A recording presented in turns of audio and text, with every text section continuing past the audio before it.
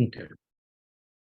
So we'll be recording from now on. Turn on. Okay. All right.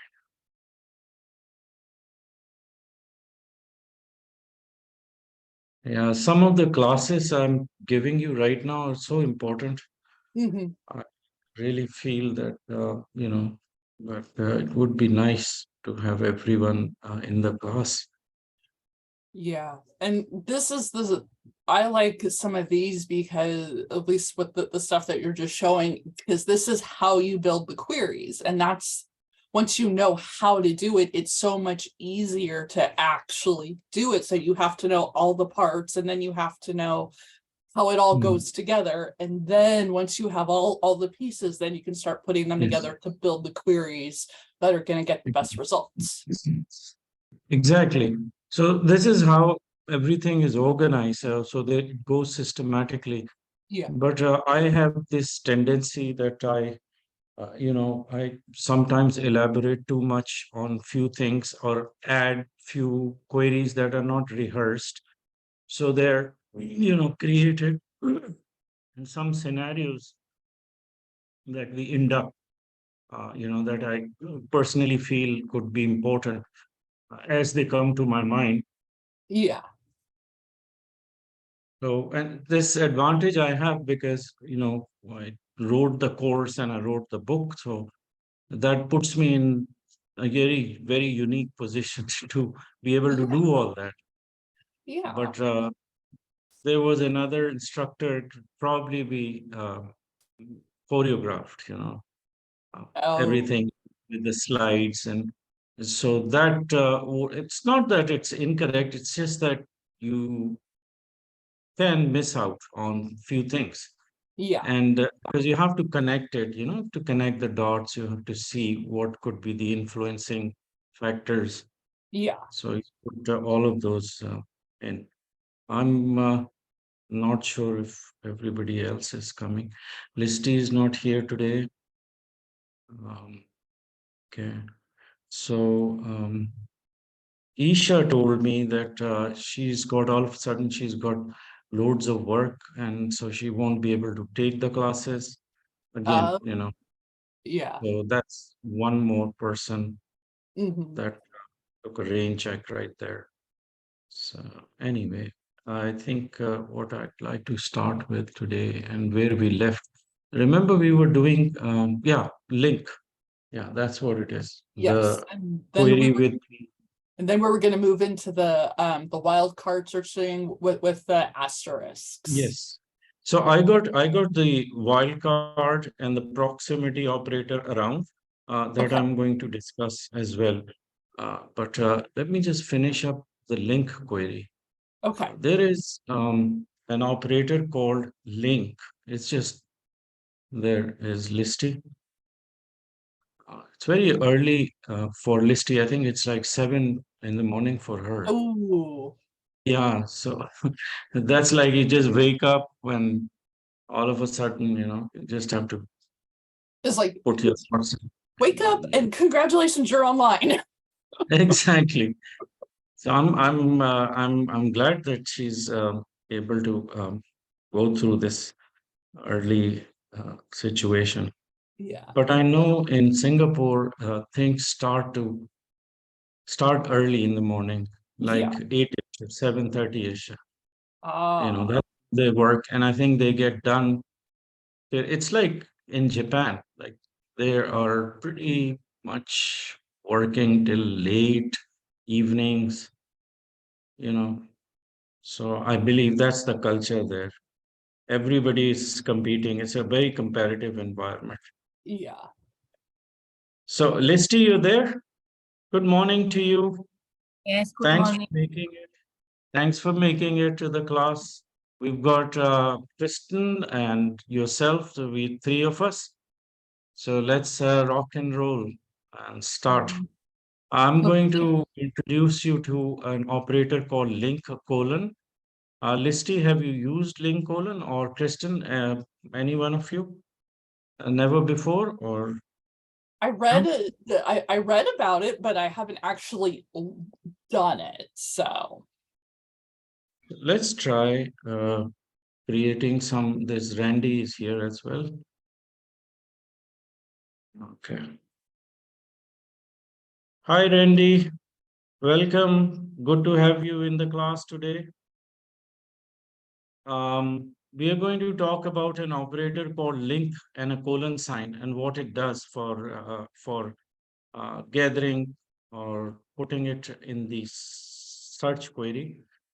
It basically queries all the links that are out there which have any association with the domain, or you can even put it as a word. So I'm going to run a query which I will create, and I'd say A of IRS org. I'm going to run that. Simple. I got 58 results, and supposing I write the same query but without an extension of .org. Let's see what's going to happen and count the number of results to make out if it's a differentiator in any way. 44 links. So basically what link does is that it's similar to in URL with one variation, and that is in URL is going to basically it is going to look for whatever words you put after the colon sign, as I've done in this one. I just wrote AOFIRS. I got 44 results versus aofirs.org. So what it's going to do is that it's additionally, it is going to collect links which are more or less more prominent, or you could say are the ones that are popular enough that it thinks that these links associated with this word would be more useful, and it'll scoop it up from anywhere the link has in its stem those wordings, which is an exact match. So between in URL and link, there isn't a huge difference, but with the link operator, you cannot put any other to contest with it or work along with it. So if I put any other operator or even an OR sign, it is not going to be working. It has this very special status to have the exclusivity where it would not entertain any other operator to work alongside it. Therefore, link is a standalone operator similar to the related colon, which we did in the previous class. So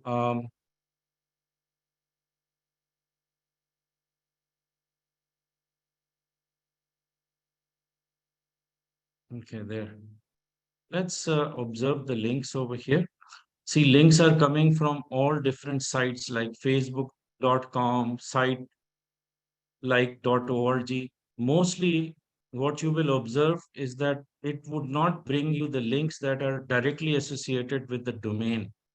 So in a way, it is excluding, or it is not bringing the links which are typically part of the domain or any pages attached to the domain name itself, but rather entertains those links that have a mention of this word that may be somewhere on other sites, not necessarily the AOFIRS site. Like you saw, Twitter is coming, Tumblr is coming, Zoom info is coming, our social media links are coming. So that's the other differentiator. So if you want to look at how your or the word mentioned in the link is directing the traffic onto your website, or you want to look for the competitors, you would certainly be able to, be more specific by putting in the link colon. And between AOFIRS and AOFIRS.org, you would see that it is trying to find the words or treat this as a word and not a domain. So anything that you declare as a property value after the colon sign is treated as text and not as a domain. Then we have another operator which we call a date range. One of the videos that we have in our collection talks about different ways in which we can, put the date range queries. I don't know if you had the chance to look it up, but let me show you some of the variations of how the date range works. How can okay, there you are. Now, this is a slide that gives you information about how the Google itself is suggesting that we use the operators before colon and after colon. These are the two advanced search operators. Before, as the word says, any date that could be before a certain date, any results that pertain to that upload, which is before that certain date format that you're going to declare after the colon sign. That's going to be what the before would be doing. After obviously means anything after that specific date. When I say specific, it contains the year, the month, and the day. So specific can be as accurate or as precise as a complete date, or it could be just the year and nothing else. So either it's going to be a year, or it can be the entire date with all three, um, you know, details of month and a day as well as the year.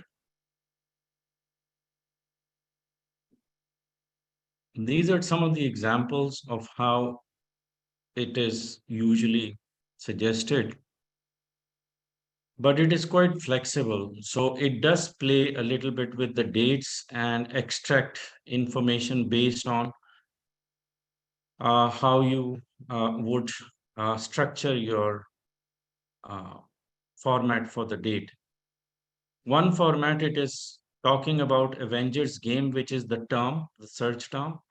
And when it says before with the colon sign 2019, the results would show up that has an upload date or the publishing date of anything to do with Avengers game before the year 2019. So it could be 2018, 2017, and so on. Same way, if you are, in fact, let me pick this query and then run it. First, we're going to look at the concept of it. And we would talk about, let me just leave it here. These are the notes I usually put in your Dropbox.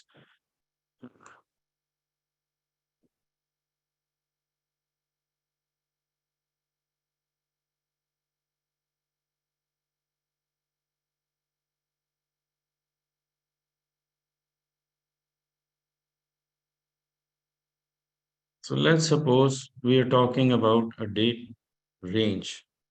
When we want to do a range, we would be putting both of these operators alongside each other. It doesn't matter whichever comes first. I mean, before can be written where the after is, and after can be shuffled as the last one, or it could be this, and still it will be the range that's picked up based on the term or the advanced operator it represents, like before and after. So wouldn't matter. This is how the search engine or the Google search suggests that we write it. So we go with the year, then we go with the month, and then we go with the day. Okay, this is a format, a typical format.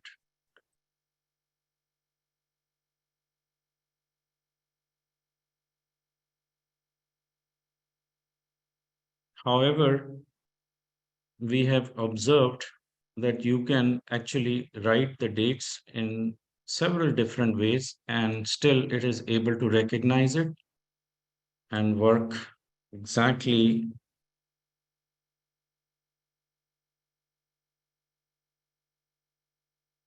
So let's suppose if I had used a format 2019 backslash backslash, okay, and then I have used before again the same date. But suppose I don't compare it, or I don't give it a range in the date format, which is same as the one we've used for after, that would be a conflict. So if we use this one as a format with the backslashes, we should always use it this way. So just because I'm making the notes as well, so I'm going to give you a scenario that you can refer to later on, and we'll just call it incorrect. And you would be, won't be difficult for you to figure out why I'm writing this. Now I'm going to correct it and use backslash. Okay.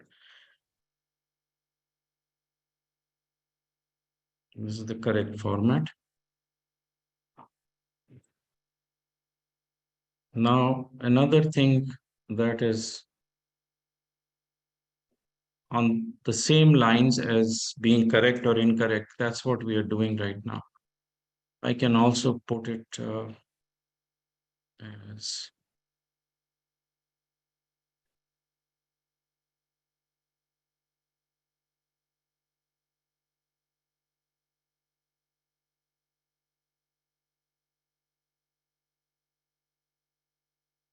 in 5. Let's suppose I put nothing here, let's say. Then what's going to happen? This will be incorrect.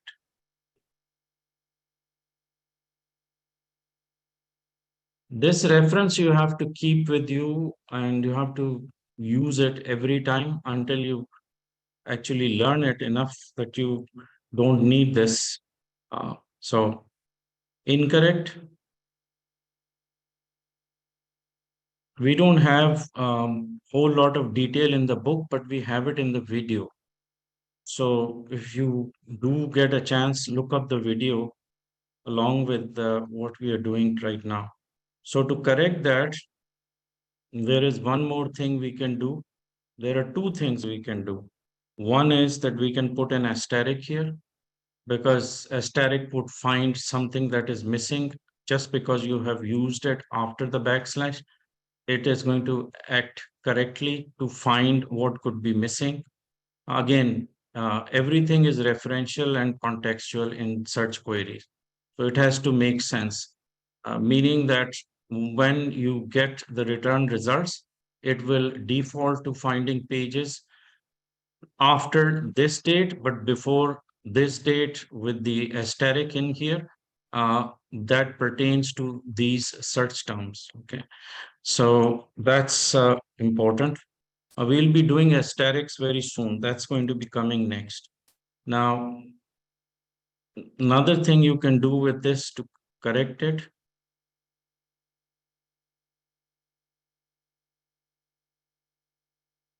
and supposing you don't have the day and you're not very finicky about the month, perhaps you can go like this: before 2015, no, sorry, before 2009, 2022, okay, and after, okay. And also, you may want to get rid of the other variables. So what happens when you make a mistake over here is that if the date range is not responding correctly, or you feel that the query is it's faltering, it's not bringing, or it's not recognizing the results, you can be sure that it would on its own would just ignore these, like the month or the day, or month and the day. It's going to be ignored in case when you have made an error, is what I'm talking about. it will only then recognize whatever is the year. Okay, so it will work with the year and will ignore everything else in case there is an inaccuracy in writing the date. Okay, so that's a default action of the search. So this is correct. You can use it like that, but it's always good to use a convention. I would rather, and by the way, you can also write the same query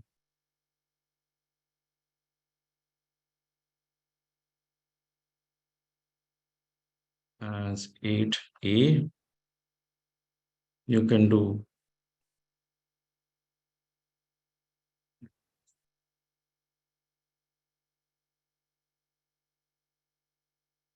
you don't have to use both the operators together. Range means that, it has to have after and before attribute or the operators work together.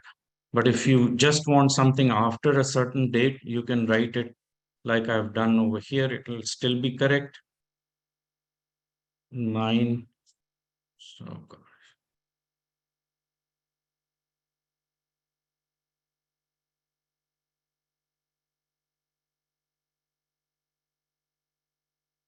or we can use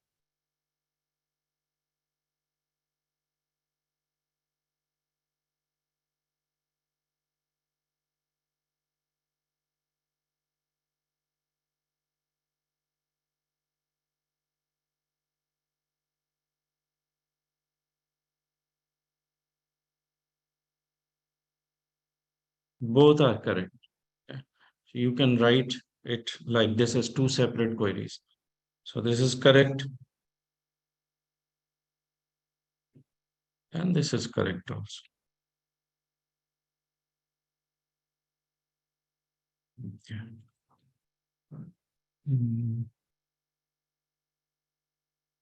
And know that it is only going to recognize the dates. So you're not going to put any numbers. What used to be before for something that would give you a date range were the was the operator called, here is the retired operator. So a lot of times you see when you are looking up information about using date range, a lot of information is not updated on the internet. And they do mention date range operator, which you could recognize right now. And I will tell you that it's not going to work. So you know in advance, even though you read about it, but it is something that no longer works. It used to be date range with a colon sign. And what used to happen here is that you had to, I mean, you couldn't write a date.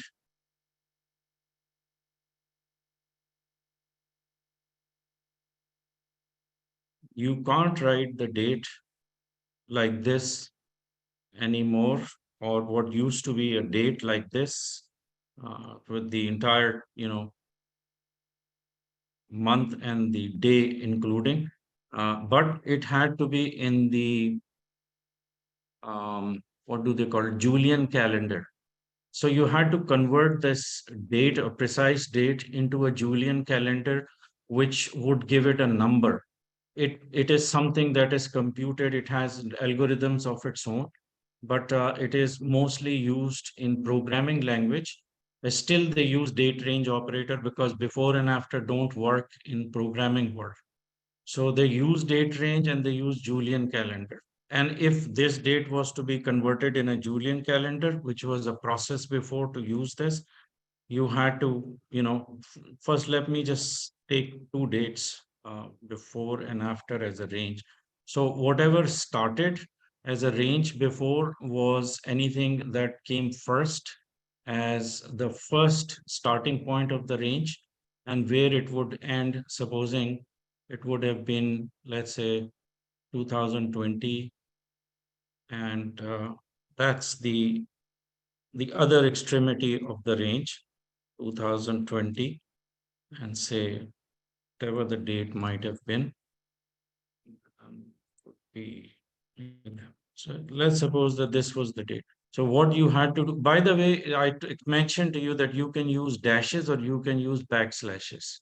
It wouldn't matter. But the idea is that on both sides, when you're giving it a range with the after and before colon, you should make sure that both scripts or both formats are the same. Otherwise, what it'll do is it'll just ignore everything after the year and just pick up the year. So if it was a Julian calendar, if you had to convert it, and therefore the date range would appear.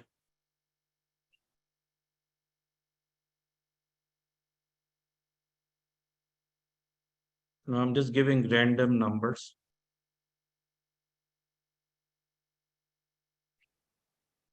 Whatever the Julian numbers were. This was used as a range, but the date range has two dots in between. So this was the trigger. This was somewhat a declaration that it is a range. And even today, we don't use it for before and after, but we use two dots still as a notation worth mentioning. So if we want to give a range to number, price, or anything that is recognizable as having a sequential format, like the zip codes. So if there was a zip codes between, let's say, 32835 to 32839, and so on. So those are, already understood, or supposedly they have the ability, or the search engine has the ability to mark it as zip code range. So there could be different ways in which you could still use two dots for number, for price, for zip code, etc. And there could be more. But here I'm talking about,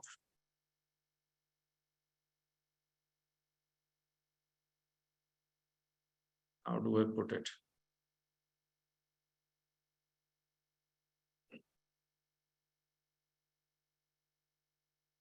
With the two dots in between.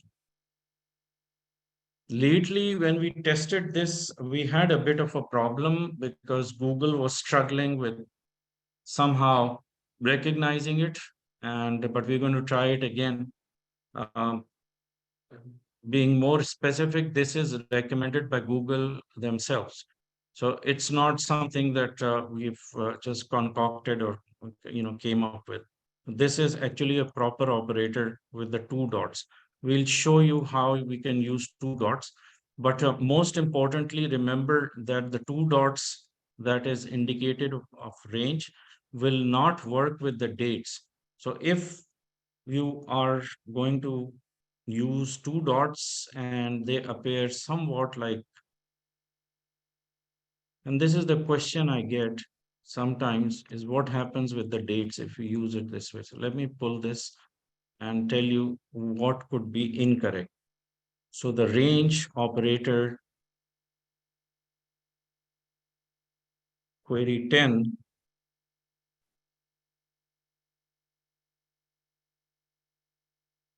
mhm,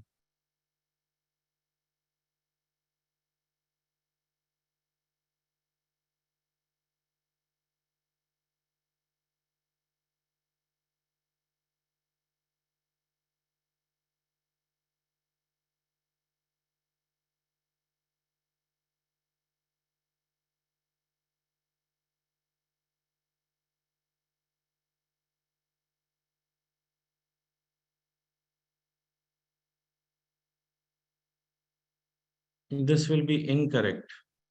Or even if you put the dash here,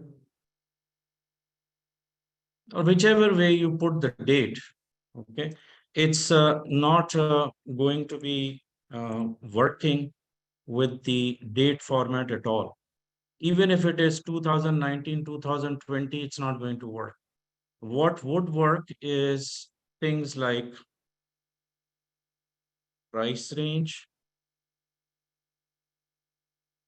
and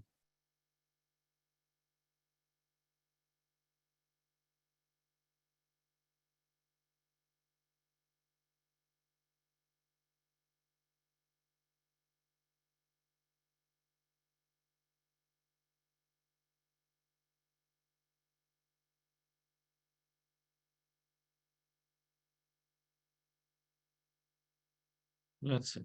This would be fine. This is correct. This is incorrect.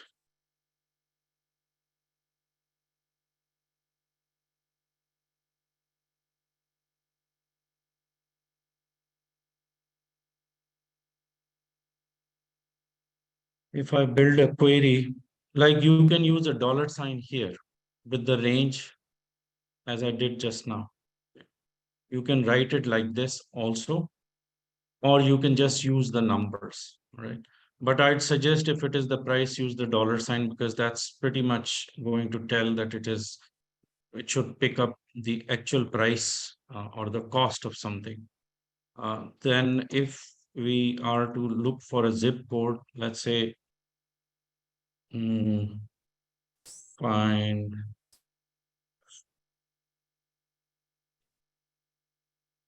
find in Florida,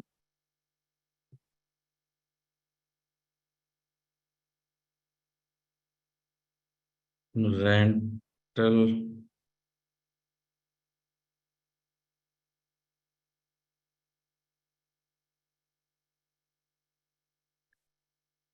give it a range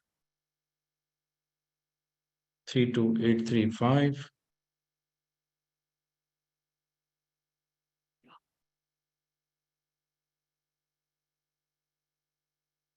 It would know that this is a zip code and the range with the two dots is indicating that what comes after is the furthest or the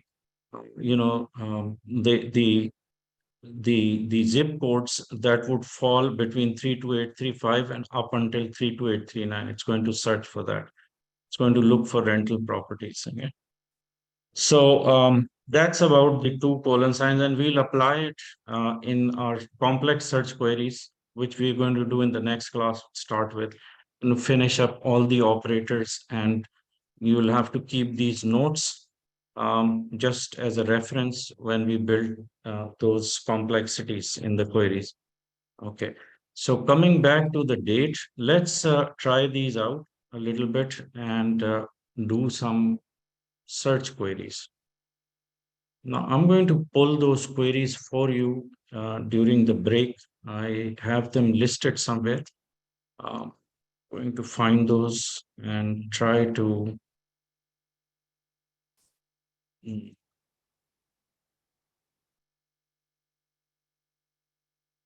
mm,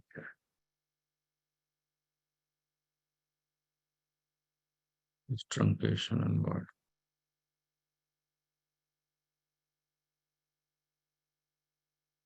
Okay, so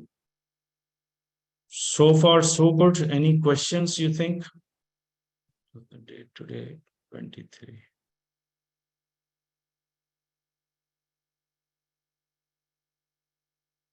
Anything that I can answer as far as dates? Well, let's try some queries. Then we'll figure out if there's any questions. We'll take a quick break here. I'll be back in exactly 10 minutes. And that's when I'm going to run those queries in the search box. All right. So let's see you in a little bit. It won't be too long. Let me come back to you on the queries. So I'm shutting my mic and the video temporarily. Let's see you.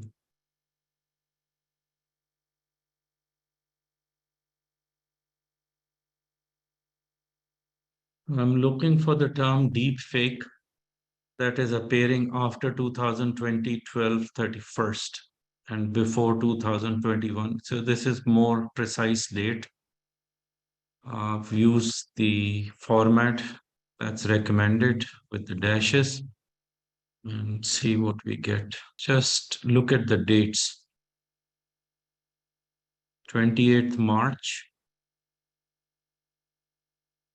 2021,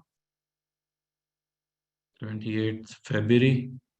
So nothing that exceeds the date that we have asked for before this. And then we'll get other results.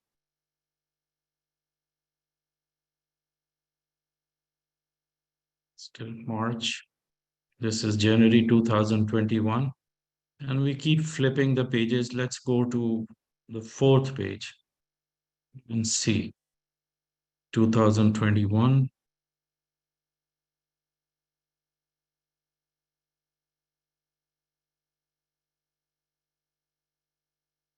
So it's a pretty much like a popular search term.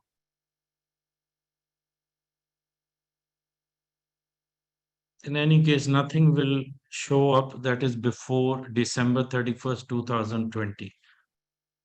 Uh, so that's where it should take us. But let's use another term.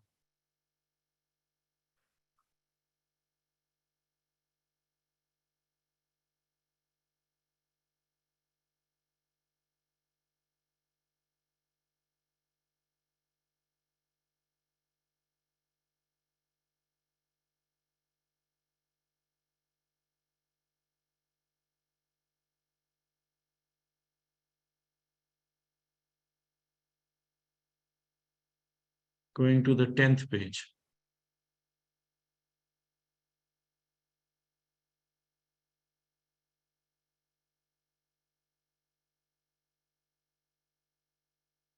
Anyway, nothing will show up that is before the December date of 31st in 2020.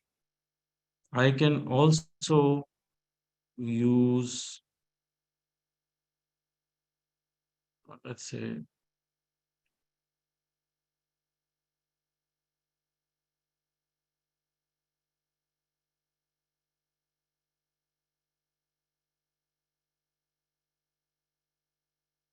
let's get rid of this for now. Run it. So anything that is before 2021 March.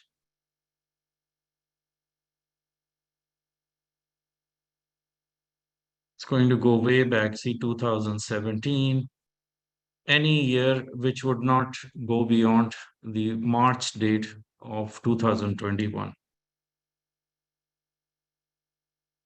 Okay. For Google search engine. Similarly, if I say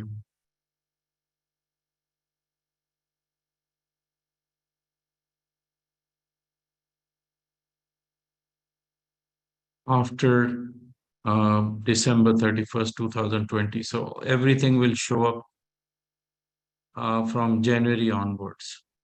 This means that this date is where we would say that nothing will show up which is dated this, but anything that is going to come after this date. And that date is the date of upload or publishing of some articles. It could be, one of those things. So as soon as it shows up or gets uploaded, it is going to query the date and timestamp, which is the part in the body of text that has got the specific type of naming given to it. I think it's called date. Um, I think it's date with a, it's, yeah, I think it's date. And then there is a timestamp also. But timestamp cannot be queried right now. Only the date part can be queried. So that's the only operator that we can use to query into that specific operate tag. That's a non-meta tag in the body of text. If I just want anything after, I could use the word after, and let's see what it's going to bring me.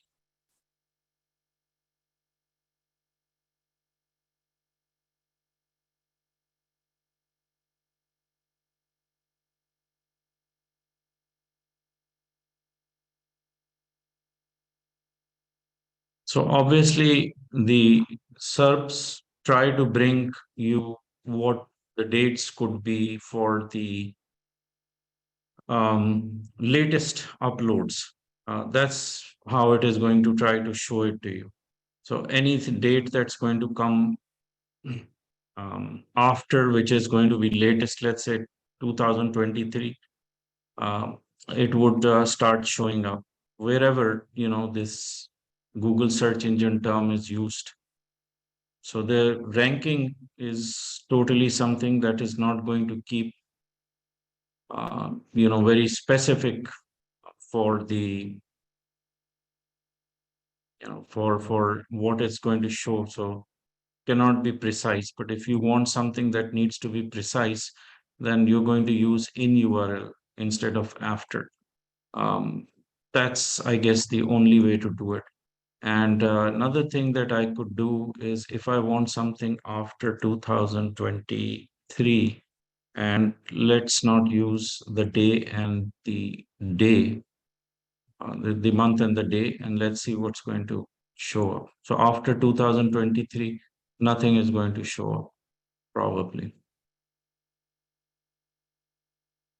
So let's suppose it is 2017. 2018 is coming.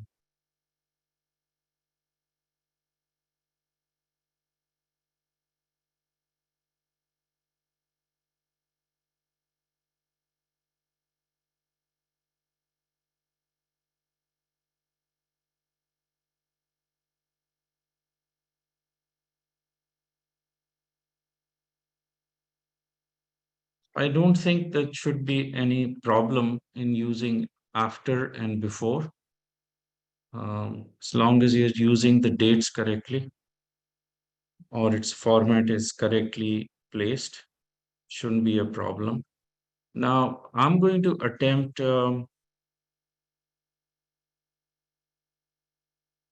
using the two dots or the date range with the, or the, I'm sorry, not the date range, but the range for the numbers and those well-known numerics or alphanumeric characters that search recognizes as I try few queries from the book. Let me see if I can find those.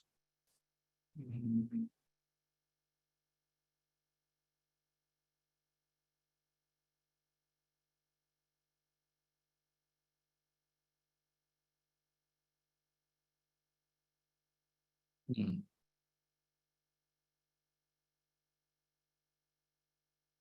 This is a slightly more complicated query. Previously, we had problem running it because the two dots, as I mentioned, was not giving the range as it was supposed to. But let's give it a try.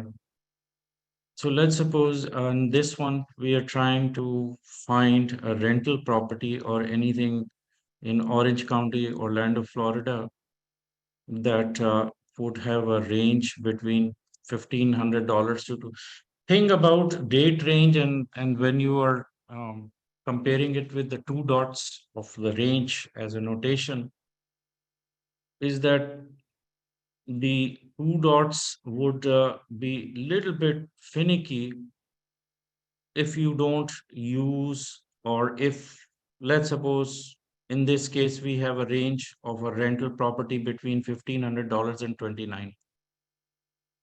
If the price is written as, with the comma, then we might have a problem.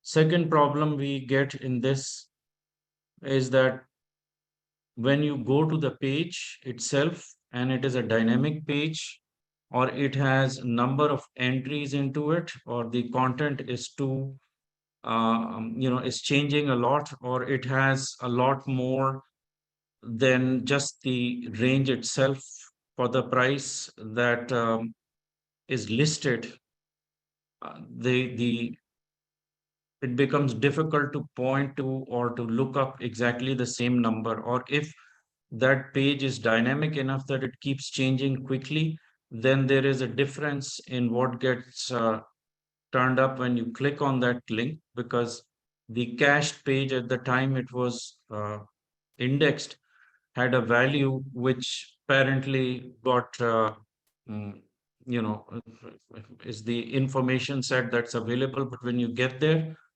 clicking on the link, it turns up that that page or that value has changed. It happens a lot, so that you have to look for. And then let's say if we use a square feet of 3,800 to 6,000 for this property, we could also give it a range by putting, because now we are looking for numbers. So if 3,800 is written as it is shown without any comma, uh, that's where you have to, try it out to see if exactly it's set or compared as it's written. Square feet can be written different. So it could be square feet like this, or it could be like this.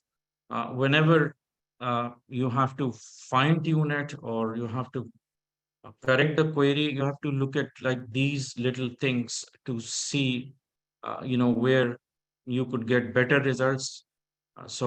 Again, it's not something that I would say that would be returned exactly how we would like it. We might have to fine tune it, but I'm going to pick up this and try to run it in the browser. And I hope and keep my fingers crossed that this should work. House square feet. Okay.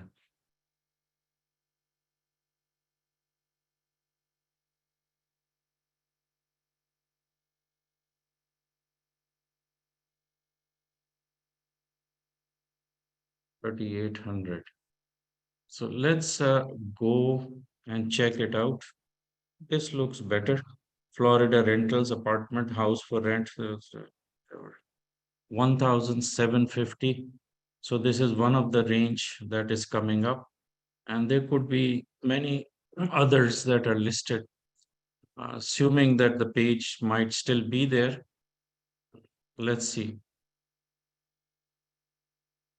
So it is showing along with what you are looking for other properties as well, because it's a listing that keeps changing.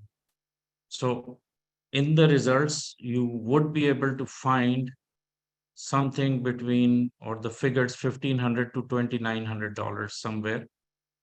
And the square footage, if it is there,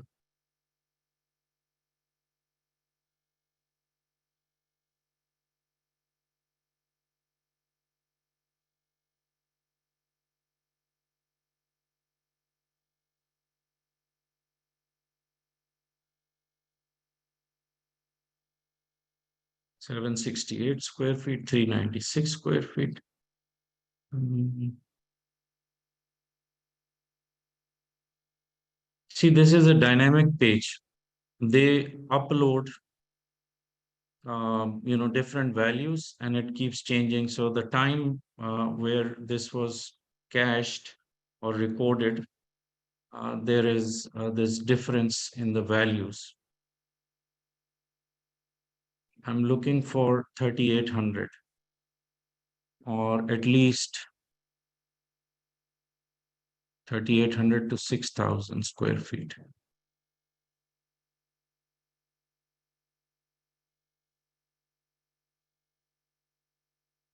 Let me do Control F. See, we can get 3,800 somewhere.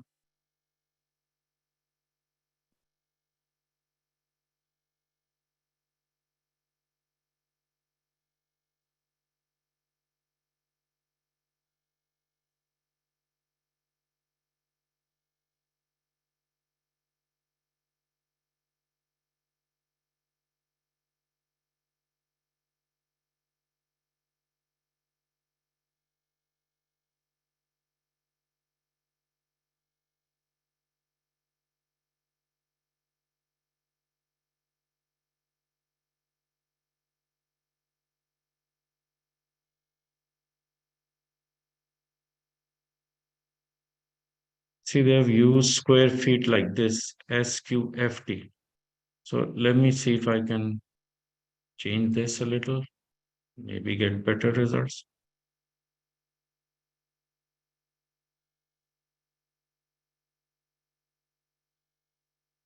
These are sponsored return results. I don't want those.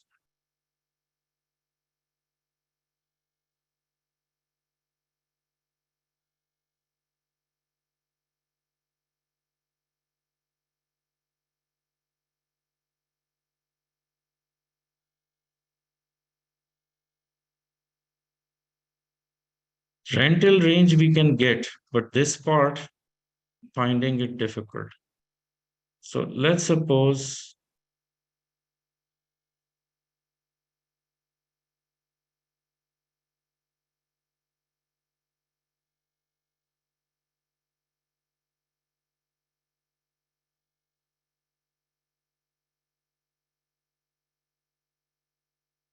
and instead of square feet,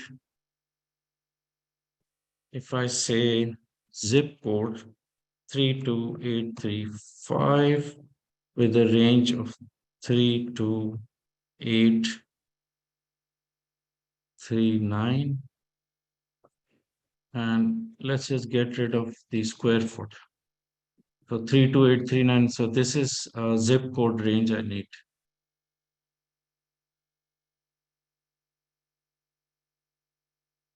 This is fine. 32835. Let's see if there is other zip codes there.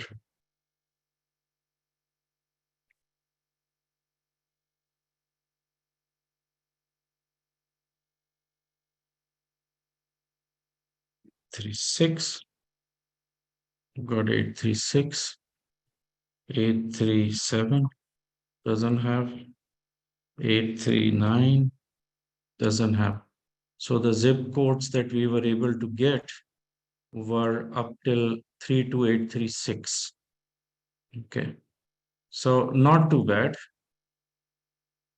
but it is going to be within this range. It won't be 32840 or whatever, that number might be that goes beyond 32839.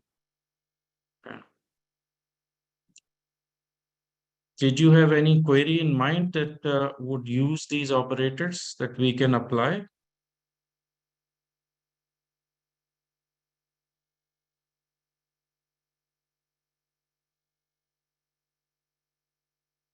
But anyway, it is responding to the dollar sign and the value 1500 to 2900.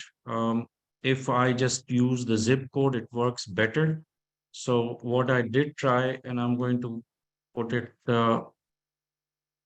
as an example that we just did, just for the notes. What I did is I just changed this one.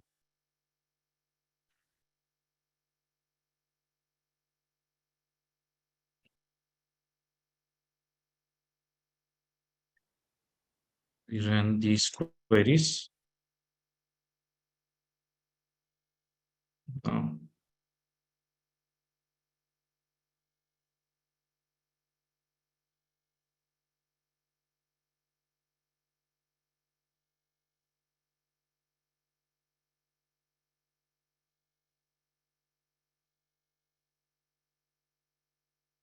Another thing that you can use is the notations, like you can use @sign to find emails, for instance. So if we were to search for the emails,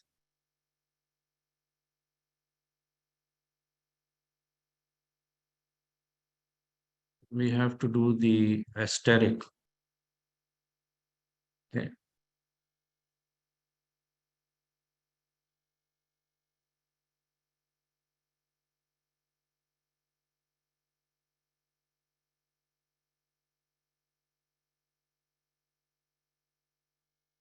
Now, supposing we need to look for an email for someone, we could actually be writing the @sign just as if we want to look for anything that has @sign followed by yahoo.com and gmail.com.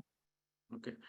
And some of the ways in which you can look for the actual email addresses, of course, this is one fact that you don't know of, but you are just, trying to find the best option to look for these emails, which could be in public email addresses as like Yahoo or Gmail.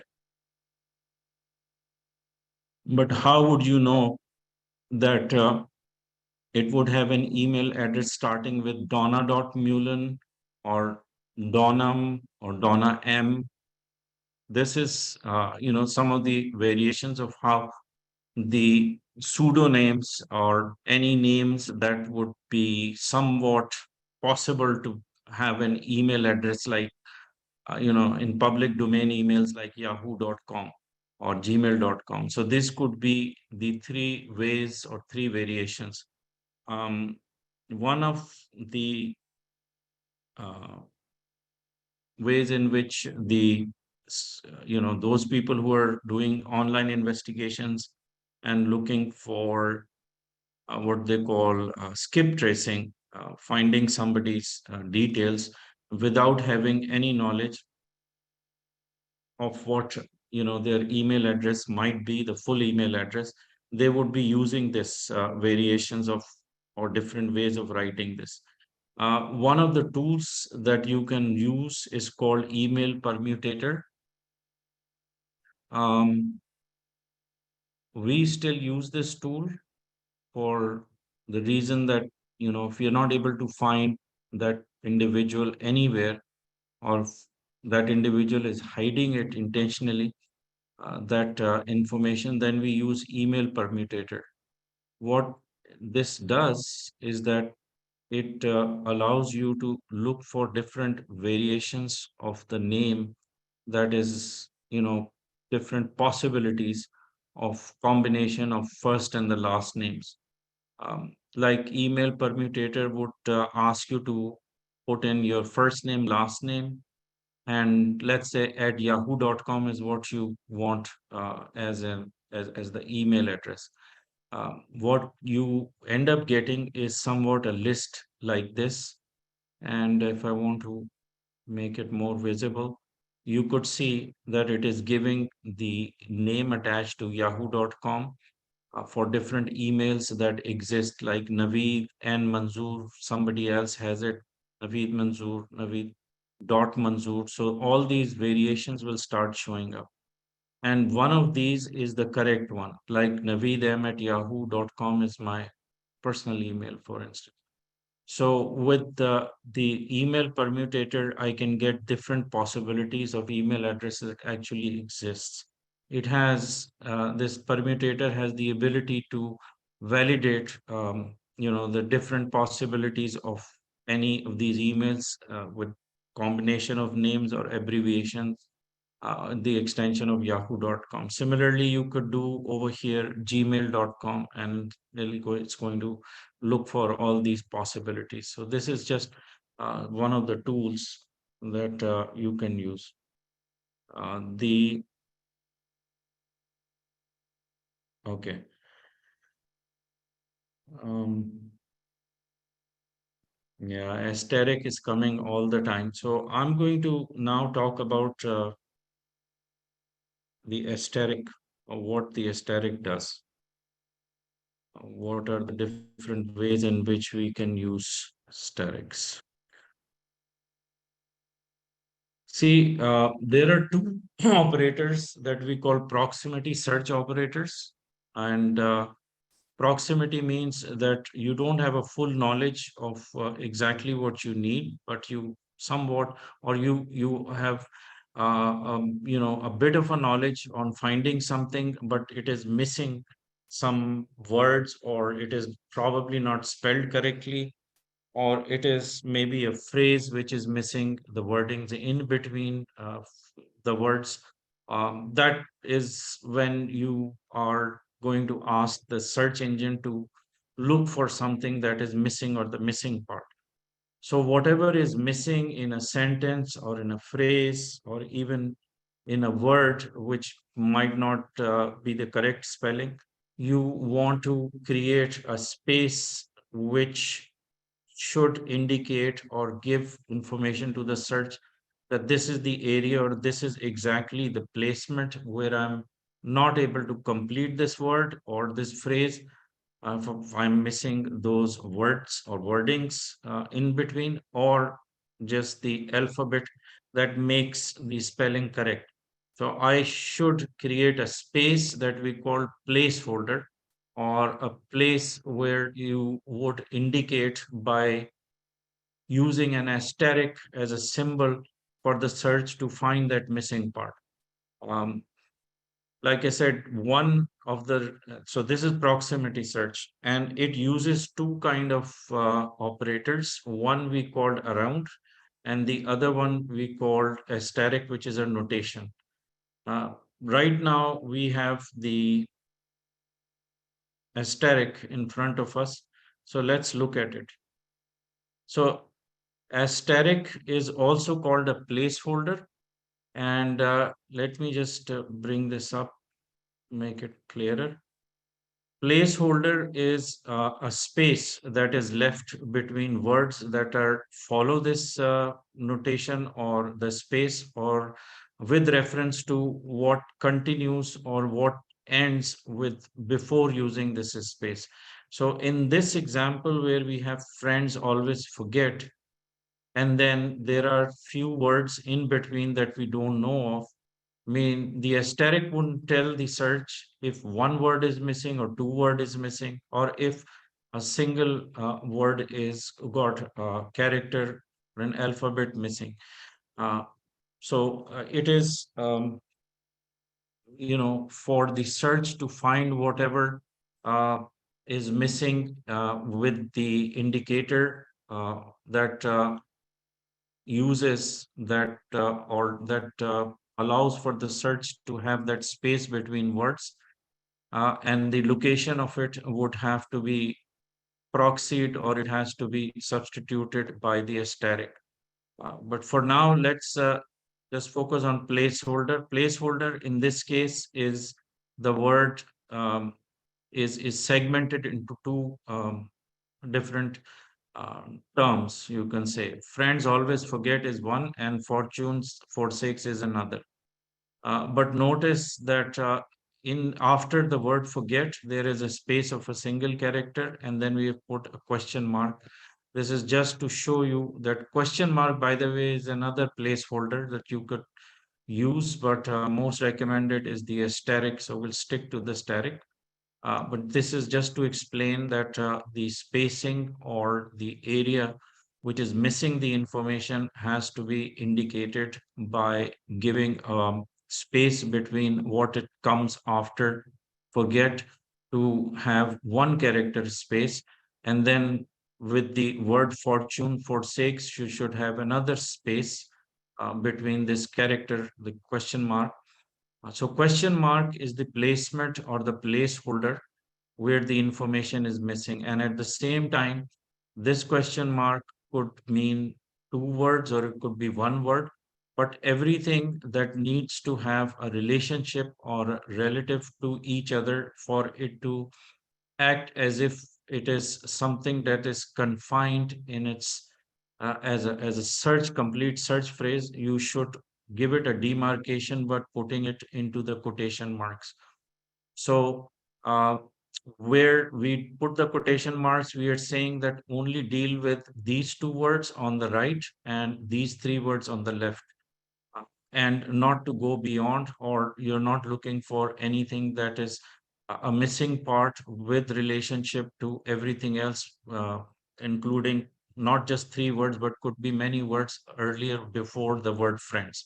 Same way, fortune forsakes, if you don't put it within quotes, it would probably, look for relative words that don't have any demarcation, and they would be endless.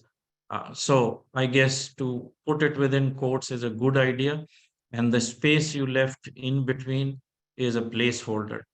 One of the things that is attributed to the process, or what is considered a part of AI, or the intelligence built in, or the lexical intelligence, is a process of truncation, which is somewhat applied to finding the missing parts or the missing words within a phrase or within a word itself. So let's suppose if we have to ask for a truncation to look for something which could be a, you know, uh, which could be a missing characters after the word H, after H in this word laugh, for instance. and we put an asterisk, it is going to truncate or look for derivatives of this word, which has at least 5 characters to it or 5 alphabets to it, and which ends with H for but it has a continuation to make sense, and therefore it has to extract or look for the derivatives based on what is presented as 5 words. So it's going to search for laugh, laughter, laughing, and same way if we do HUM, which is not as complete and becomes more ambiguous, um, like laugh, there it's unique enough that the search knows that these could be the subsequent uh, alphabets to complete it or make it into these words, laughter and laughing. But when you write HUM, it could have a lot more derivatives which may not go to the stemming or to the root word, but anything that starts, any of the words that start with HUM. So it could be human, hamburg, humorous, humus, and humus, and so on. So this process is called truncation.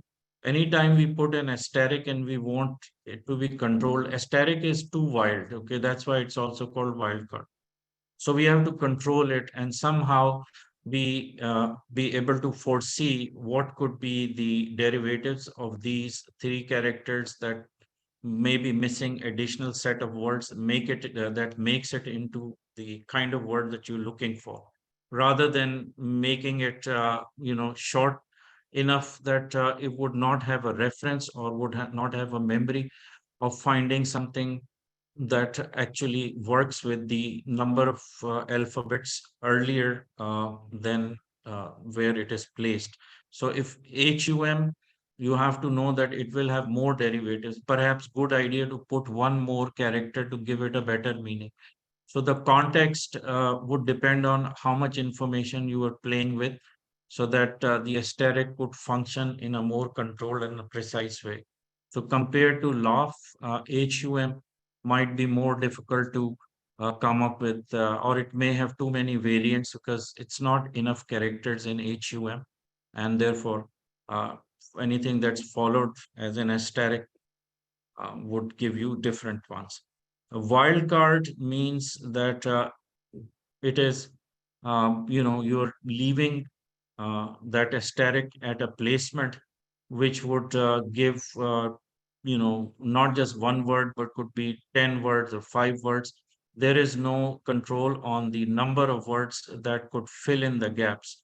So if I put in a statement like, I rather be, asterisk than dignified, and put it within quotation marks. What would the wildcard do is that it is going to find anything and everything that is followed by I, and it could be 3 words or 4 words or one word.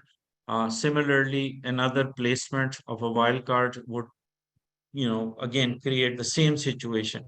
And therefore, if any referential words are not famous enough to make it into a phrase which this search may automatically look for and find as a more popular term, it will become a wild card and give you all sorts of derivatives or different wordings, therefore not necessarily bringing the kind of results which in your mind you thought would be filling giving you exactly the same phrase that you're seeking.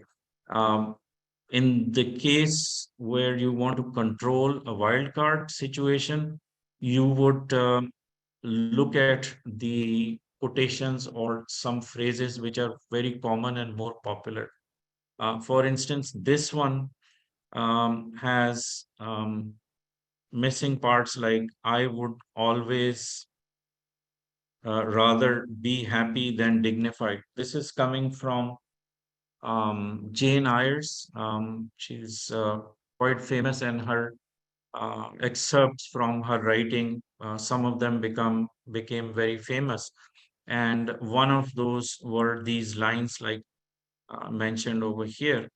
and therefore the search automatically would look for the wordings or the missing parts with the asterisks that are, you know, that are um, found in these famous or more popular search phrases. So you would automatically be getting, um, the result as it is, shown over here. And this result may not be something that you are looking for. So you have to then change the wordings, or you have to add to it, or give it a more better context, so it can, look for something other than what it's bringing, continuously. So this becomes a problem, and it acts like a wild card if these wordings, or these that words that you've placed inside of the quotation, and where you have placed the asterisks combined together, the cumulative effect would have to somehow relate to anything that is more prominent, or is more recognized, famous enough. So that's the chance that you have to take if you, and you'll keep getting this. If I write this query with the two asterisks here, I would be getting a lot more results that invariably will just be bringing this statement because it's too famous. So this is a situation with the. Okay. Now let's take an example of proximity search. Now there is another operator we called around, and I want to show you how around is used with some of the queries. Around is very easily explained by this illustration, which is better in the book. So I'm going to use the book for it.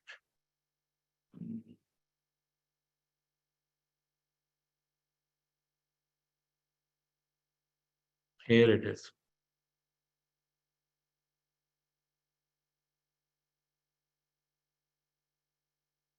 So what around does, and around you have to write with the capital letters.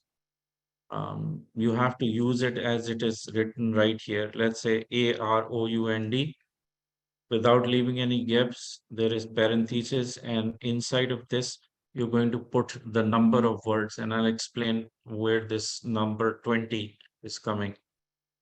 So let's suppose we have this long statement, and we can't quite remember exactly. We remember just bits and pieces, like all the words a stage, and all the this, and what is missing and which I don't remember are highlighted words.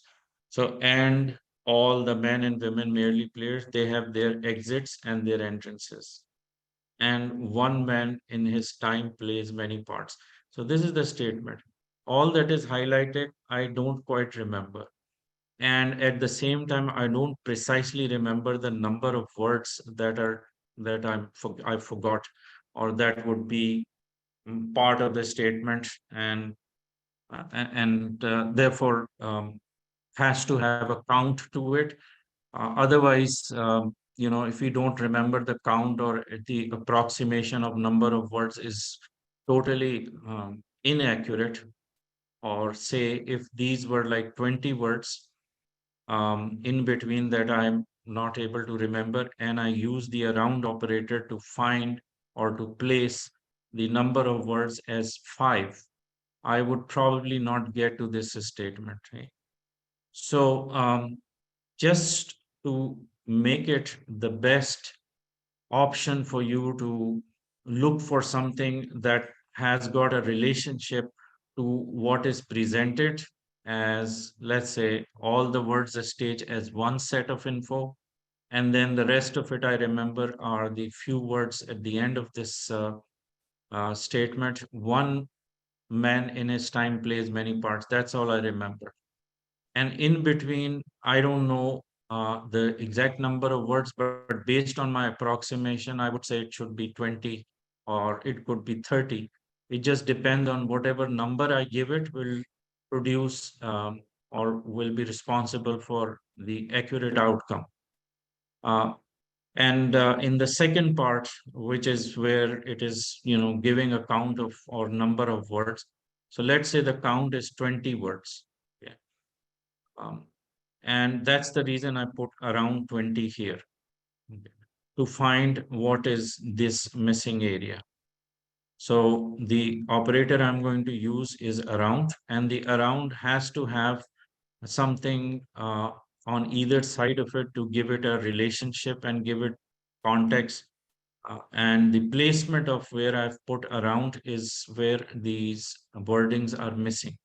So two segments are differentiated, and in between, around is going to act as if it is going to have the connection or have a relationship between what is on the left of it and what is on the right of it, as having the opening statement or opening words versus the ending words. And it is going to look at it from left to right. Uh, that's the English part or the lexical part of how the linguistic is going to play a part on how you write it. If it's in Japanese, it's going to be from top down. If it is in any other language that is written from right to left, it is going to start with or look at it as if the first segment is the start of something, and whatever is after the around is what is the end of. So this is going to move in both directions depending on the language. But most important is remembering how many words are missing. And I'll show you what is the relevance of this by another example, which is down here. And it is got three different ways of using two words. And you have to assume that the words that are in the red font is what you remember or you feel has a relationship to each other, and different statements that you can look for or different phrases that you need to look for can be of three types: one, two, and three, or three situations. That's just going to show you the impact of using the wrong number to put in side of the around as number of words. The count is totally way off. It's going to impact your search result. So if two words, Sue and alligator, is a constant, and in between these are the two words, ate, the, for instance, is what I'm missing. And if I don't put around in between and put in that parenthesis, let's say number three or two, I would probably end up getting a different result. And that's based on this examples exactly where, in between missing words which are in black font are considered to be the number of words that gives a meaning to these two words, alligator and Sioux. In the first instance, Sioux and alligator with the two words would most probably bring, and this is an illustration, it's not a real, outcome. So don't take it literally, but for me to explain that with the around and to as the missing words, I would end up getting this statement. If I did alligator, ate Sue, and I put around one, I would get this statement, and it would have a totally different meaning because the statement would be different, depending on how you have numbered or placed it in between. Same way, in this one, I think we've got one, two, three, four, five words. And what is followed is alligator. And by the way, the word purse you could see is coming after the word alligator. But for me to phrase it correctly, in fact, I'm going to use all three examples. I'm going to put it in the mm, example here and say around. That's one. Second one,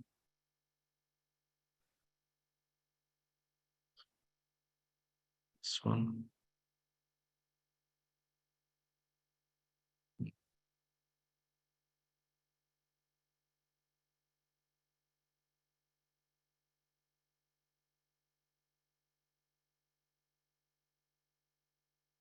So if you or any one of you can help me with finding the missing words, which I would tell you um, are going to be the words that fall in between the word Sue and alligator. So how am I supposed to find them by using around? I'm going to have to ask one of you or any one of you can tell me. So if I have these three, and let's say in the first one, I don't quite remember these two, what could be my query to find the missing words, do you think?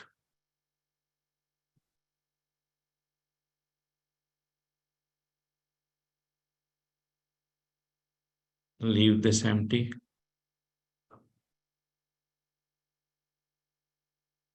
Hmm. So this is the query I have to put.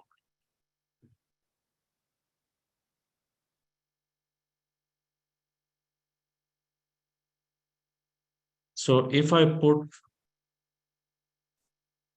5 here I'm sorry, 5 here, would this be correct?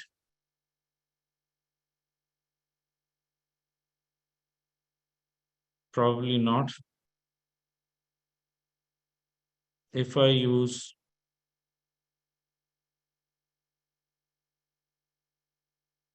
let's say,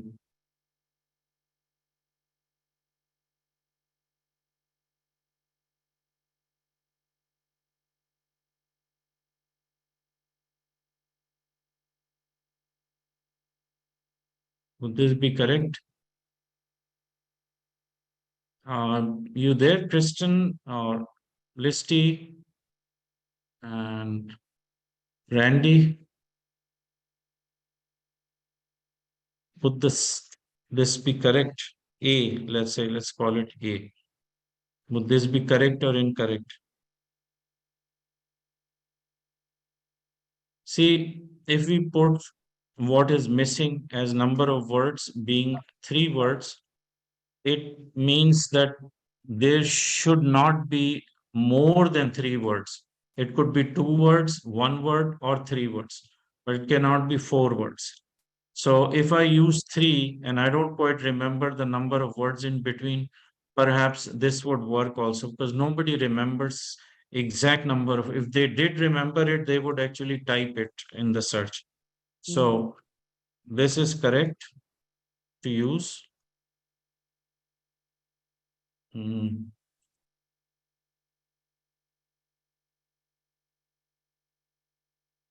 If I write this query,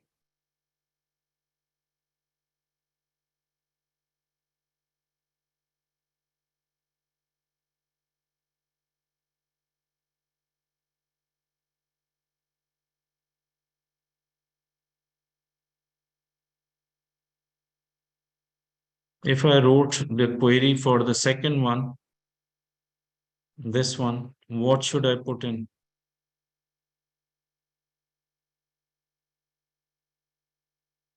Two. Is it more than 5 word would be correct? If I put Randy is asking, okay, so this is for the first one, right? So Randy is saying if he had put 5, would this be correct? It would still be correct, Randy. It's just that if there was another statement, supposing there was another statement where you have written Sue ate, Sue loves to eat the alligator. Okay. So now if you had used this as a query,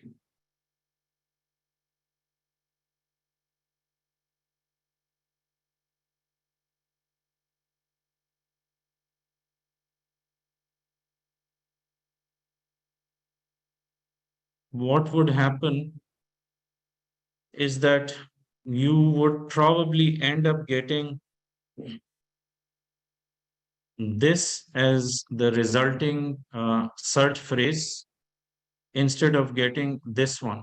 So the likelihood where you are going to use 5 instead of 3 is that with the 5 you will probably end up getting somewhat a search phrase which is not exactly what you were searching for. Sue ate the alligator would have used 2 or 3, but when you put 5, it might just end up getting something like this, which instead of 2 words or 3 words, it's got 4 words in it. Right? So the outcome would be different. That's why the approximate number of words in the grand view of things should be somewhat, somewhat around in that ballpark. You know.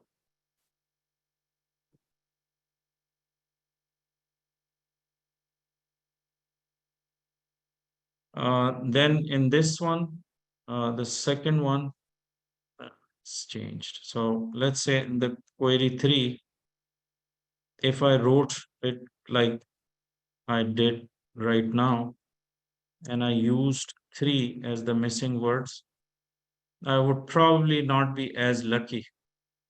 But if I put 2 here, the likelihood is that I might end up getting one statement and may also get the third one by using 2 here. Look carefully. Sue ate the alligator has 2 words, ate the, and I've used 3 as the missing number of words on approximation.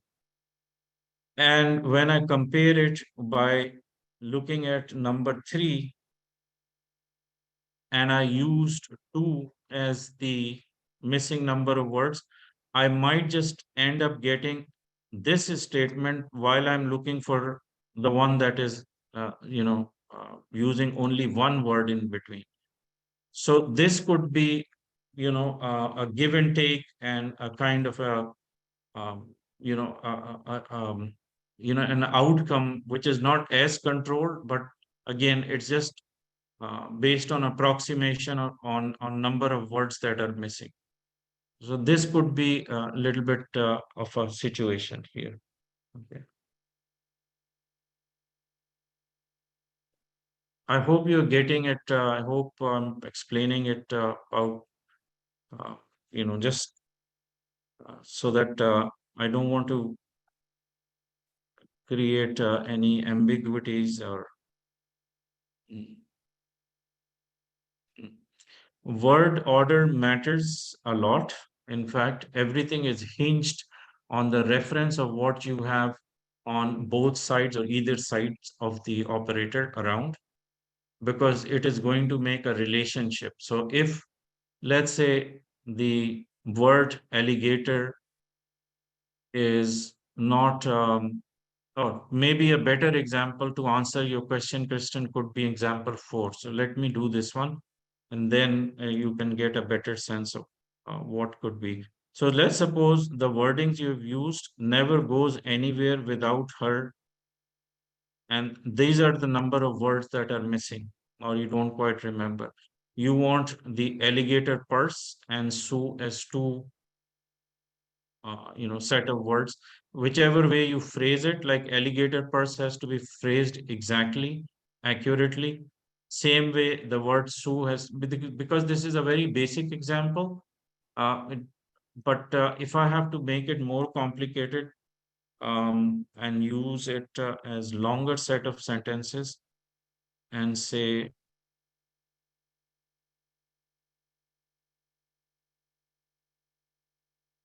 let's segment them. For now, I'm just using parentheses.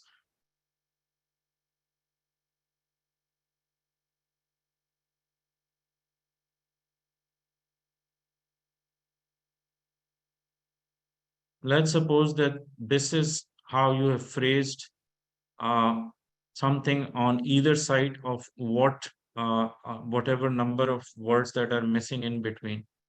So if you switch or if you don't use these correctly, it is going to be a problem for whatever you're going to use as an operator to make it appear.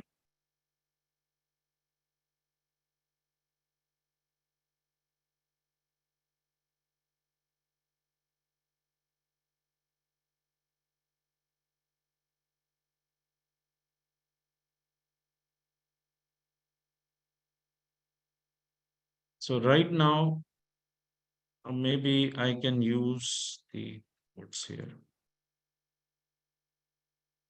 You don't have to put them in quotes, but let's suppose you do it to segment it, make it appear. Now, if you are going to use around and you say that around, let's say 4 in between, because you don't quite remember if it is without her is 2 words or there could be 2 more words, you don't know. At the same time, on either side, let's call it a group. Let's group it as A and B. So these are 2 groups.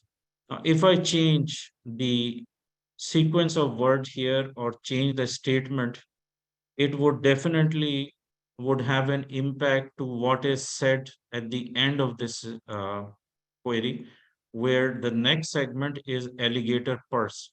So the relationship of whatever you have on the left of where you have used around and whatever you have on the right of it would have a sequential impact on how it should appear or where it has to have a relationship that would allow for the missing words to get connected to, let's say, alligator purse.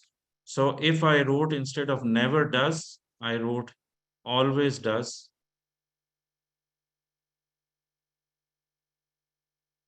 If I do it like this, then obviously this relationship, which is actually a phrase or a sentence itself, is not going to connect with alligator purse as you intended.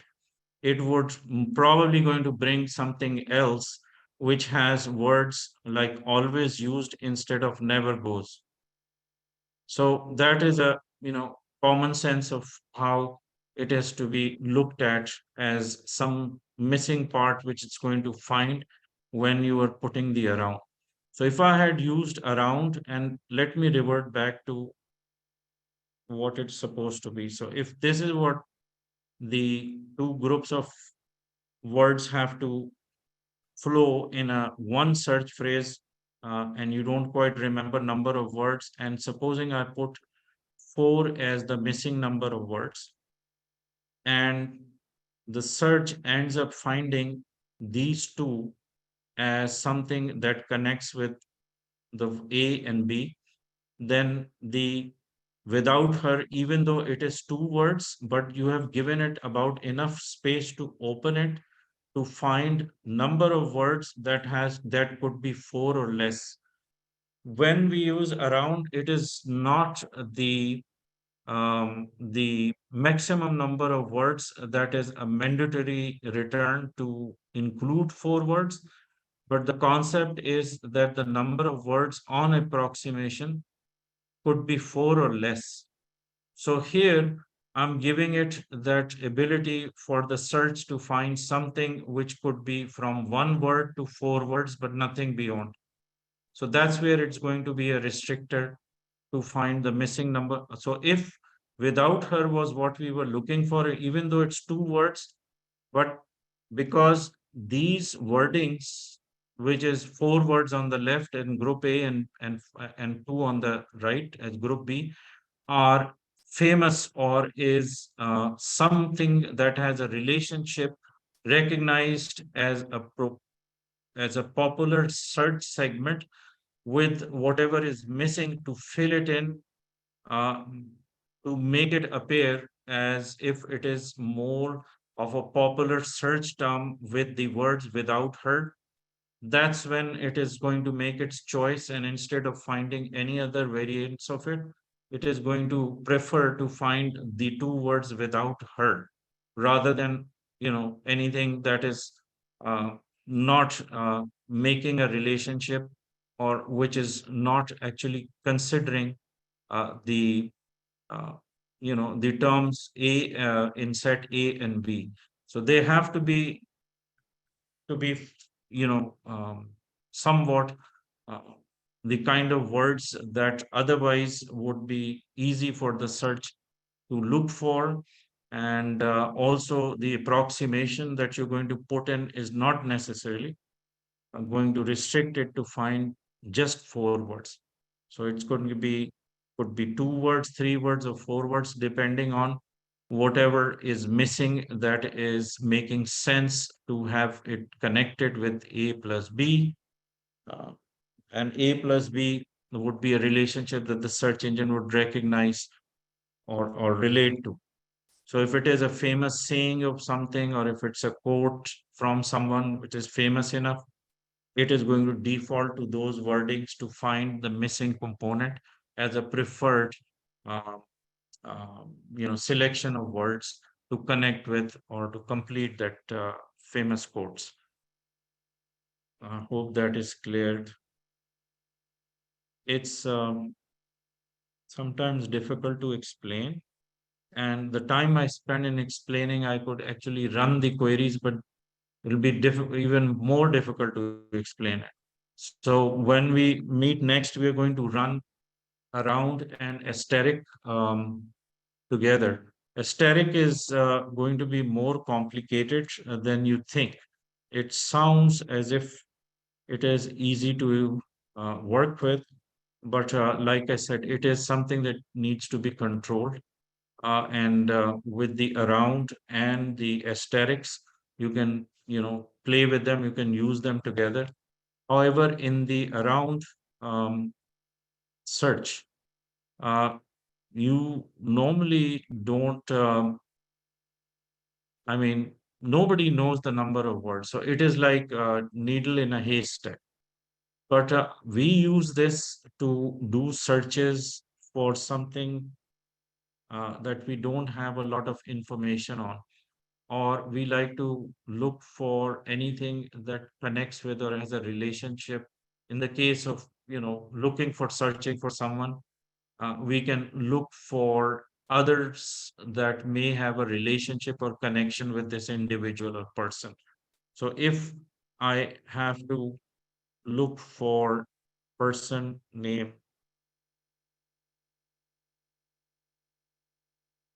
and I want this person, or maybe this person is difficult to get to or to get connected with, or to not able to find any information, but let's say there is someone who knows David Howe, or David Howie has a relationship or a business relationship with this other person that you actually know, and know that that other person, let's say that other person can be can be John Erics.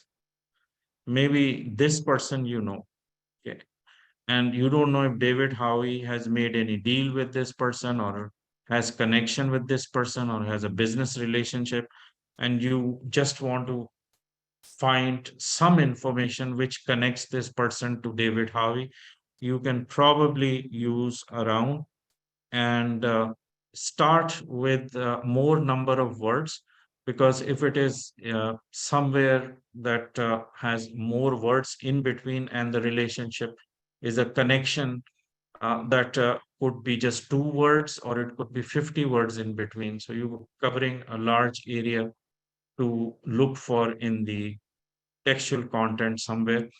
Then you can apply larger number here, say 50. Okay. And if you still don't get something, then you can start reducing it to make it tighter. Then run another search for like with 20 words. Maybe you can find something. So any content page that has different paras or different lines of info, it could be, even social media account, whatever has the word John Erickson uh, with the with the mention of David Howie in that or in the textual content of those pages. And in between, there could be number of words that you can, increase and decrease. Maybe somewhere there is a connection and you can find about enough words that actually has some relationship or some mention of David Howie. Uh, at the same time, John Erickson can be discovered with David Howie. So that connection or a reference would lead you to this individual. Um, a lot of people do this kind of search and skip tracing when they don't have a clue or they don't know where to start with, but they know someone or a colleague that knows this other person. So that's one added advantage of using around. We have few examples also that we can actually run. But even before I do that, I wanted to show you some of these examples of asterisks. And I had this prepared, but I just didn't get enough time to explain the use of asterisks in great detail. But let me see whatever I can cover today. And we can spend another 15-20 minutes just to see what we can finish up. Let me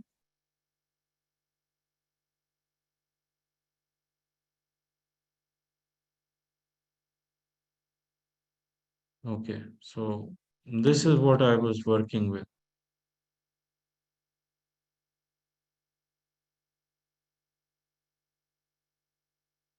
Truncations.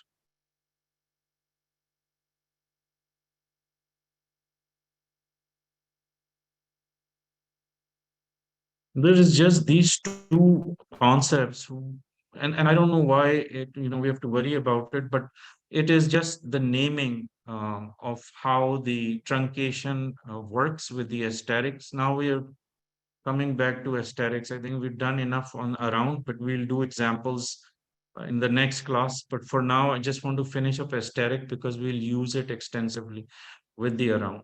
So I'm going to complete this. In the aesthetic, there is internal truncation and there is end truncation. And we are talking about missing alphabets or correcting the spelling. So in that reference, we can say that internal truncation is placement of the aesthetic uh, inside of the spelled words that has a reference on either side of it. So in case we don't quite remember the spelling of color as OUR or OR, we can ask the search to find variants of it so we don't miss out on anything that's spelled differently. So what we do is that we put the asterisk as a relationship marker between COL and the alphabet R. So this placement is called internal truncation, which is placing it with reference to what appears on either side of asterisk. And this example can be applied in words situation also where it's a longer phrase. As long as it is inside of that phrase or within the phrase inside of quotes with having reference on left and right of it, we call it internal truncation. The end truncation is whatever could be missing at the end of, let's say, college, for instance. You want other derivatives of it like colleges or, you know, all that is here, collegium, collegial, that part of the aesthetic, which is going to continue with what could be the extension or variants of the word college, and where you have placed the aesthetic without any gaps in between asterisk and the alphabet E means that the the asterisk would be looking for derivatives of college as if it is connected or it is one word with different variants as an extension to using college like colleges, collegium, and etc. So this is external or end truncation, and it works the same with the words situation in a search phrase where you only have the information or set of words that ends with the missing number of words.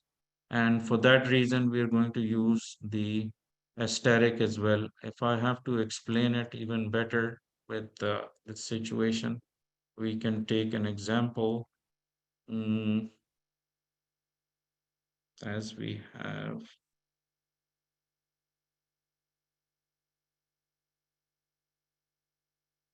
this one, for instance. In this one, and this is a query. So let's call it a query A. What we have done is that we have used something called end truncation. End truncation would mean that you only remember, let's suppose, these bunch of words in between. But remember, whenever you are putting the words like we did with four of these words together, search behavior has changed. It has to be accurate statement, or the sequence in which you have set them has to be correct, because this is what is going to give the indication for the search to respond to asterisk in a most proper way, to find the relationship as if it is a continuation of something, which includes all these forward set as they do in the sequence of how they're formed. So what comes as an end truncation in this case, where we're talking multiple words missing towards the end of something, this situation with the gap in between the asterisk itself, and then, of course, enclosing it is another factor which would actually give it a sort of a demarcation, or would give it a perimeter or an outline of finding something that is not very long search terms. Whenever we put a quotation mark, it is contained somewhat, otherwise, we get too many results. So, when we put the character gap here and place this asterisk as an end truncation, it could mean 5 words, 3 words, or 10 words, whatever is missing, which would contain these with reference to a continuation of something that you can't remember. So this is end truncation for number of words. This is end truncation for the word itself. And what appears earlier as the start of, or where the sentence is starting, which means that basically search behavior has changed, could be the middle part of a longer sentence that continues with search behavior has changed after the insertion of number of words that you don't quite remember. So you're going to also be able to put the asterisk at the beginning, and this is it doesn't have a term to it. You can't call it internal truncation, but basically what is described as end truncation is what is I'm pointing to right now. So this is end truncation. Um, and at the same time, the asterisk starts and ends with whatever is missing to have a continuation from what you put in it as a reference or a referential term or a referential search phrase. You have to, and we'll talk about the quotation marks a little bit later. Um, okay, and there is a bit of a rule situation with using the asterisk. For instance, for you to use the asterisk, you have to have at least two characters or two alphabets or two numbers, whatever you choose to put. It entertains both alphanumeric, numeric, and alpha characters. So if, let's say, in this example, we are using end truncation with the two alphabets GO, means that this is the limitation to how many of the words or how many of the minimum number of characters we have to use, or alphabets we have to use, in order to attach the asterisk uh, to take a reference, or bring something back to you. So if I did not use GO and I just used I as an I, just the alphabet I, and use the asterisk, it won't work, or it will be flaky. Similarly, where you're going to write something with the ending LE as a word, And again, same convention, it has to be two words. You can also use asterisk uh, in in a way that right now we're talking about the word situation, not talking number of words. So this condition applies to one single word.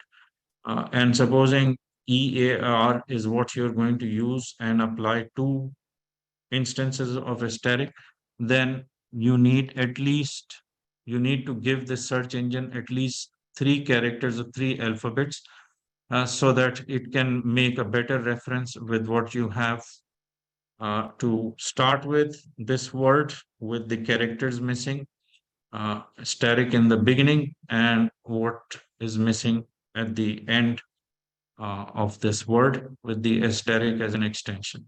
So whenever you have this asterisk that is connected to or does not have a space or is part of what is missing in the spelling situation of a word, these rules you have to be mindful of. Mm. Yeah. All these examples I want to do. The last thing is a sequence of word place with precise placement location in a search phrase. This means that if I take this example and I use it for D,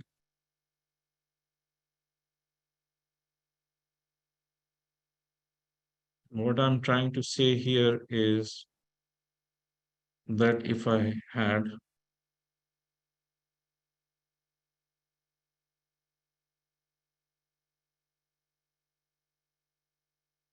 let's suppose that this is the search query and we have used asterisks in two places, one here and one in the middle. So the placement of where you're going to put the asterisk matters a lot. In case you have a reference, let's say you have a reference to something as a citation, let's say, or even in the legal clauses or sections, or some of the ways in which it is described, let's say RSC 111 C11 section 2.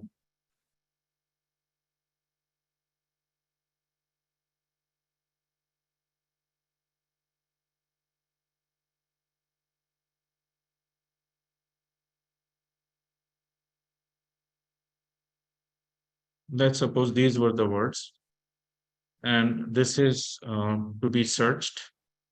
And supposing I need to place the asterisk to find this, say, RSC 11, comma, section 2.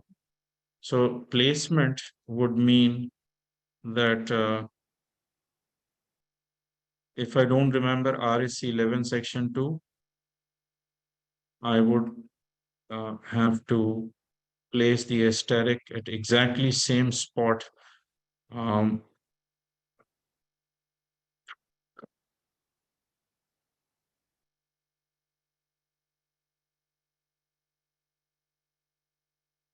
so let's say I don't remember RSC 11, then how I'm going to put the asterisk? So I can do it in two ways. One, if I don't remember RSC, I'll just put asterisk here.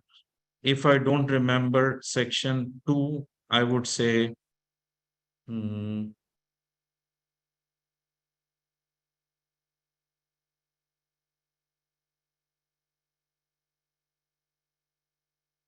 so my placement with the comma included would exactly correspond to or would replace the area or the exact position where RSC is missing. So RSC has got a gap of a single character before the number 11. Then I'm going to put the asterisk here. Again, the asterisk is also relative to or is positioned um, based on the character gap or the gap between the word two as well as the number 11. So two gap RSC, this is where the gap is. And then we've got the asterisk that is going to find the missing term after that gap as being separated from the word two. And also in continuation of what comes after RSC as number 11 could be another reference to what is missing against or is a continuation of RSC. So this term and this would be two references that would force the search to look for the placement or replacement or finding something that is positioned by placeholder asterisk in this example. Same situation over here, the comma after 11 with reference to what comes as SEC, we can't quite remember. So after a gap of a single character, which is exactly corresponding to this gap down here, I'm going to replace exactly where SEC is supposed to be by the asterisk. And after SEC, there is another gap of a single character followed by number two. So what I have done is that with the careful placement of the asterisk, I have called the search to find the missing element or the missing terms with relationship to what comes before or after as a continuation that eventually is going to continue with everything else or is followed by whatever is placed before. So it is a relationship that needs to be built before the asterisk would be able to actually give any advantage or work for uh, you know so location or placement, exact placement is important. I hope that this is um, is understood in the same sense as I try to explain it. In case you have a problem, just let me know. These are, very important concepts for using the asterisk or to optimize it for building search queries. Then we have these search queries that I had planned to run today, but I didn't get enough time to do it. I would like to do it first thing when we meet next, along with the around. So all these we're going to run with the browser. And I think pretty much we are done for today. That's all we could cover.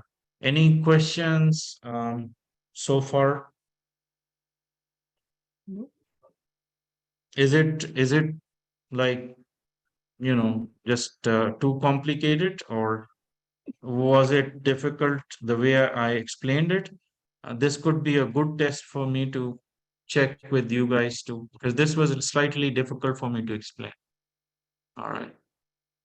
I think I get it, but I want to actually see you do the search and then figure out how it all works together. Because it's the part that was tripping me up is when you were doing the arounds and I was asking about word order.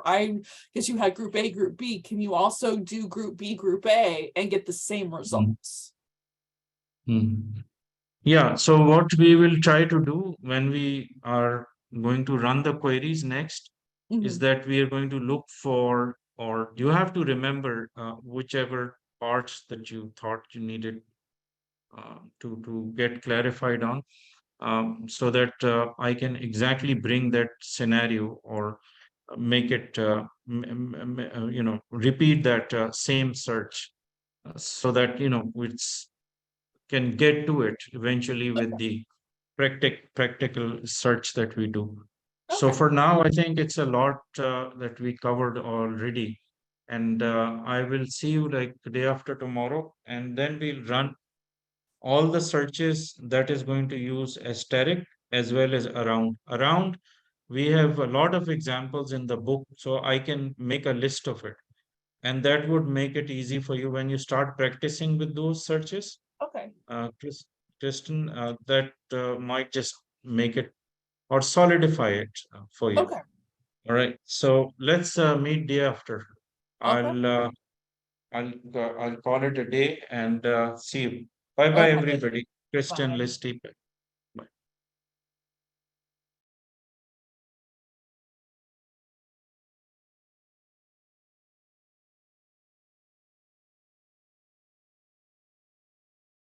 Bye bye. Okay.